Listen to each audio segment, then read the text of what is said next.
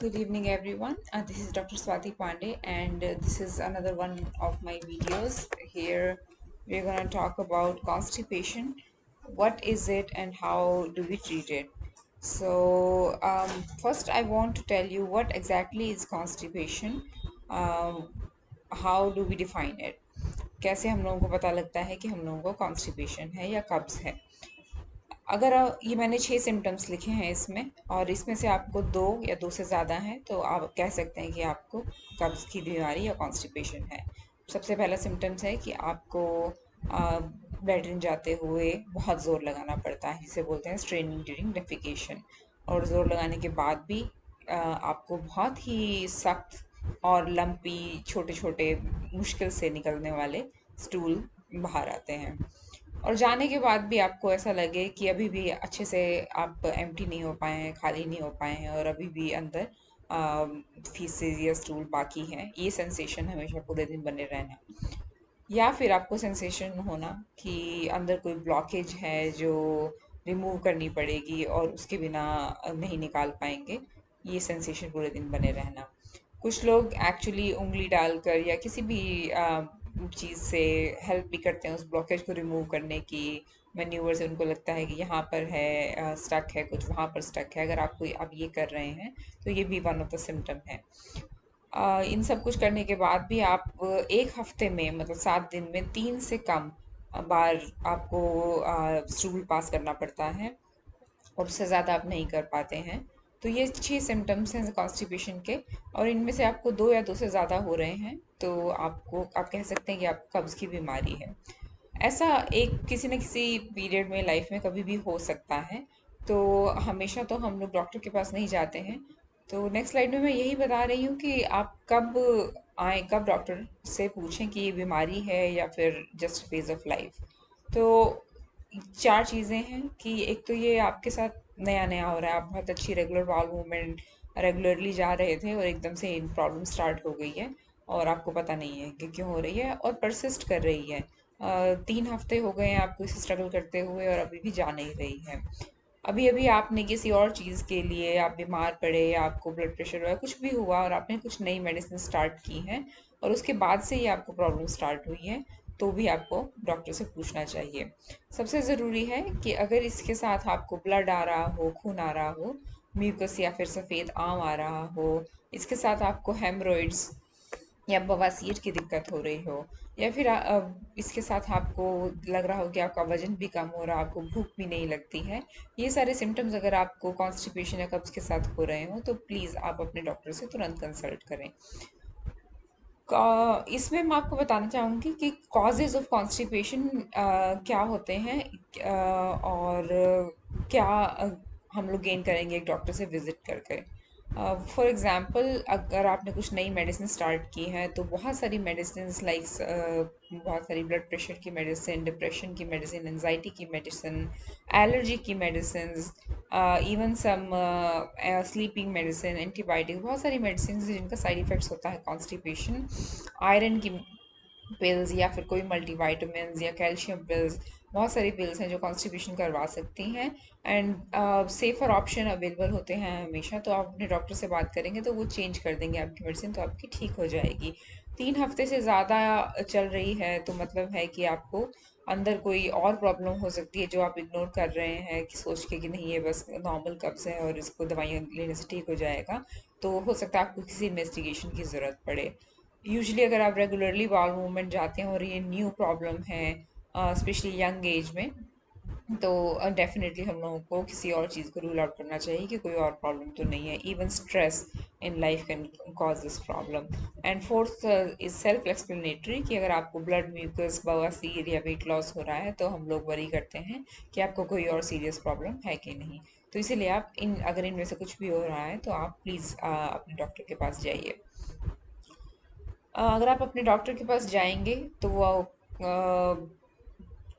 कुछ टेस्ट करेंगे और देखेंगे कि आपको कोई पैथोलॉजिकली अंदर बीमारी तो नहीं है। हो सकता है आपके ब्लड टेस्ट हो सकता है आपके कुछ और स्कोपिंग वाले टेस्ट हों या प्रेशर टेस्टिंग हो, या फिर एक ट्रायल ऑफ मेडिसिन भी हो सकते हैं।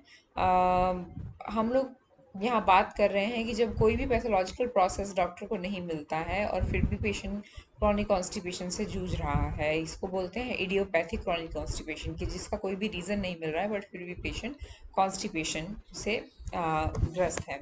तो इसके 4 स्टेप होते हैं: patient education, behaviour modification, dietary changes and laxative therapy. तो सबसे पहले हम लोग पहले 3 चीज़ें ट्राई करते हैं। हम पेशेंट को पूछते हैं, उसकी हिस्ट्री, डाइटरी हिस्ट्री पूछते हैं कि आप क्या क्या खाते हैं दिन भर में, और आप कब जाते हैं और कितनी बार ट्राई करते हैं, आप टॉयलेट पे कितनी देर बैठते हैं, आप पानी कितना पीते हैं, ये सब चीज़ें। और ये सब जानने के बाद हम लोग उन क्वेश्चंस का आंसर करते हैं कि आपको क्या कर अपनी डाइट में करना चाहिए और आपको अपनी डाइट में क्या नहीं करना चाहिए, और आपके अपने बिहेवियर में क्या मॉडिफिकेशन लाने चाहिए।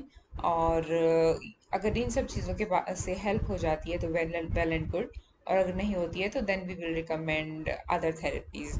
सो patient education and behaviour modification is mainly कि आप अप्रोप्रिएट अमाउंट ऑफ पानी, मतलब वाटर पीजिए रोज़। कम से कम 2 से 3 लीटर पानी आपको रोज़ पीना चाहिए। अनलेस कि आपको हार्ट फेलियर, किडनी की कोई प्रॉब्लम है, लिवर की कोई प्रॉब्लम है, डॉक्टर ने आपको स्पेसिफिकली बोला है कि आपको इतने से ज़्यादा पानी नहीं पीना है, तो किसी भी नॉर्मल इंसान को 2 से 3 लीटर पानी की रिक्वायरमेंट होती है। और वो घटती और बढ़ती रहती है बेस्ड ऑन द वेदर, कि आज कितना स्वेटिंग हुई है आपको, आपने कितनी एक्सरसाइज की है, और मौसम कैसा है, इन सब चीज़ों के बाद। दूसरा टिप मैं देना चाहूँगी कि आपको अगर सुबह सुबह प्रेशर नहीं आ रहा है तो इट्स ओके, ट्राई ईटिंग ए मील, मतलब ब्रेकफास्ट करने के बाद आप ट्राई करिए, क्योंकि ब्रेकफास्ट या कोई भी मील लेने के बाद हमारी कॉलोनिक ट्रांजिट नॉर्मली मूव करता है और वो हेल्प करता है आपको प्रेशर बनाने में। तो अगर आपको सुबह उठते ही नहीं आ रहा है, आप खाना खाने के बाद जाने का कोशिश करिए। Sitting too long for toilet is very harmful, क्योंकि उससे प्रेशर नहीं बनेगा, वो पोजीशन आप एक्चुअली आपको बवासीर या हेमोरॉइड्स के लिए रिस्क पे डाल देती है। आप जोर लगाते रहेंगे तो उससे स्ट्रेनिंग भी होता है, फिशर भी बन सकता है, कट सकता है, वहाँ से खून आ सकता है। और धीरे धीरे अगर आपकी यही हैबिट बनती रहेगी तो बॉडी को भी सिग्नल मिलता रहेगा कि हाँ, आधा घंटा बैठे ही रहना है, उसके बाद ही बाउल मूवमेंट पास करना है, और उससे बवासीर बनने लगते हैं, प्रेशर बढ़ने लगता है नीचे वाली वेन्स पे। तो आप 10 मिनट्स तक ट्राई करिए। अगर आपको नहीं हो रहा है तो आप उठ जाइए, पानी पीजिए, खाना खाइए, और उसके बाद फिर से ट्राई करिए। बट टॉयलेट पर बैठे मत रहिए, ट्राई मत करते रहिए, इससे आपको बहुत हार्म पहुंच सकता है। अगर आप खान डाइट में फाइबर नहीं लेते हैं, जिसके बारे में हम आगे बात करेंगे, तो that is the one thing you should improve in your diet.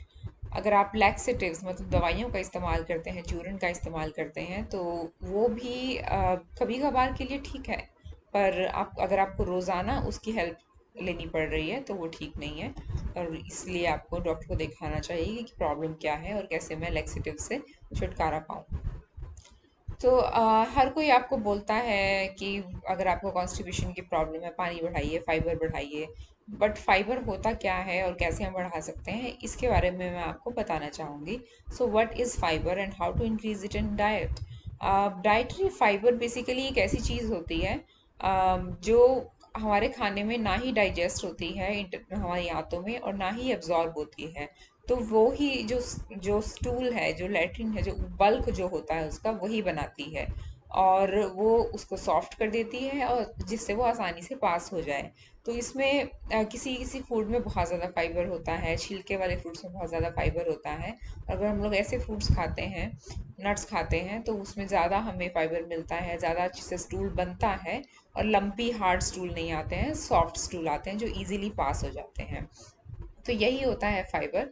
Fibre के 2 टाइप होते हैं: सॉल्युबल फाइबर, जो पानी में डिज़ोल्व हो जाते हैं, तो वो अच्छे से अगर आप पानी के साथ पिए खाएंगे तो वो पानी में डिज़ोल्व होकर बहुत ही soft, easy to pass stool बनाते हैं, जैसे कि फ्रूट्स हो गए, वेजिटेबल्स हो गए, लेग्यूम्स जैसे कि राजमा हो गया और मटर हो गए।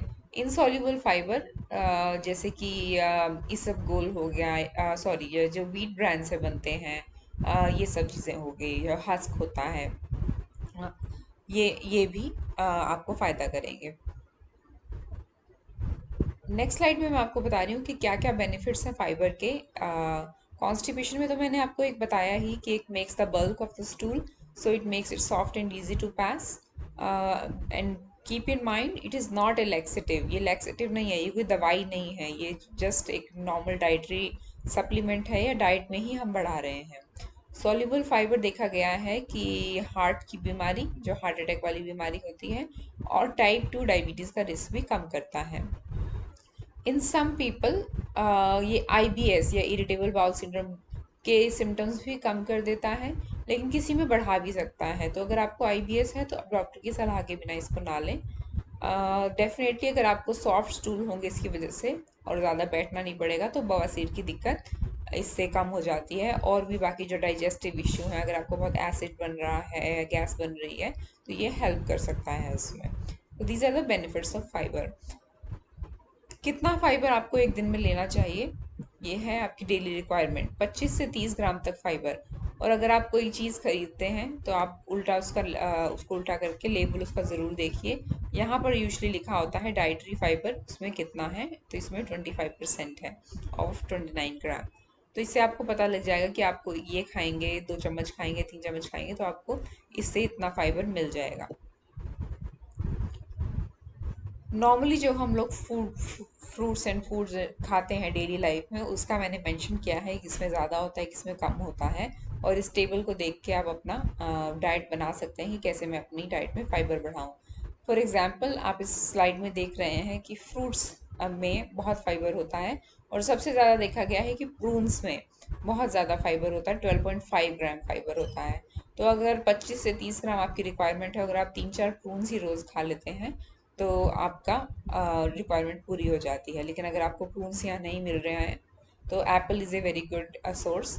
एप्पल विद स्किन, किसी भी फ्रूट्स या वेजिटेबल की छिलके के साथ ज़्यादा फाइबर कंटेंट होता है, अगर आप छिलका उतार देते हैं तो कम कंटेंट हो जाता है। और उसके कंपैरिजन में आप देखेंगे कि उसी फ्रूट का जूस आप बनाकर पी रहे हैं तो कितना कम हो जाता है। एप्पल में 4.4 था और इसमें से 0.5 रह गया है जूस बनाने से। ऑरेंज में 3.1 था और बस 0.7 रह गया है। तो इट्स बेटर कि आप फ्रूट्स ही खाएं और जूस, मतलब कंपैरिजन में जूस नहीं फ्रूट्स ही खाएं। नेक्स्ट स्लाइड में वेजिटेबल्स के बारे में मैं बता रही हूँ। तो सबसे ज़्यादा देखेंगे आप मटर में 1 कप मटर में 8.8 फाइबर आपको मिल रहा है। पोटैटो में 3.8 है, आलू में, कैरेट्स में भी बहुत ज़्यादा है, सिर्फ आधी कप। अगर गाजर में भी 2.3 है, तो अगर आप 3-4 गाजर आप सलाद में या वैसे भी खा रहे हैं तो आपको बहुत अच्छा फाइबर मिल जाता है। बीन्स में बहुत अच्छा फाइबर होता है। कुकुम्बर, खीरा में, एक खीरा में 1.5 ग्राम फाइबर होता है और वो विद छिलका। टोमेटो में 1.5 ही होता है, स्पिनच में कम ही होता है। सबसे ज़्यादा होता है baked beans, kidney beans, rajma जिसको हम बोल देते हैं, लेंटिल्स मतलब दालें, छिलके वाली दालें, उनमें से बहुत ज़्यादा 15.6 एक ही उसमें होता है कप में। तो अगर आप 2 कप दाल रोज़ खा रहे हैं तो उसमें काफ़ी अच्छा आपको फाइबर मिल जाएगा। और अगर आपको बढ़ाना है तो आप अपनी दाल का कंटेंट बढ़ाइए। ये ब्रेड, पास्ता, फ्लोर जो यूजुअली बच्चे प्रेफर करते हैं तो आप उनको दिखा सकते हैं कि कितना फाइबर। वाइट ब्रेड में देखिए 0.6 कितना कम है, और होल व्हीट में थोड़ा सा ज़्यादा है 1.9। पास्ता और राइस में, कुक्ड में, जैसे ब्राउन राइस में 3.5 है और वाइट राइस में उसके कंपैरिजन में कितना कम है, 0.6। और स्पेगेटी और पास्ता में 2.5 तक होता है। ओट मील अगर बच्चा अच्छे से खा लेता है तो बहुत अच्छी चीज़ है, क्योंकि उसमें 4 ग्राम फाइबर होता है। ब्रांड के अगर मफ़िन आपको मिल जाते हैं तो वो भी बहुत अच्छा है टिफ़िन वगैरह में देने के लिए, क्योंकि 5.2 उसमें फाइबर होता है।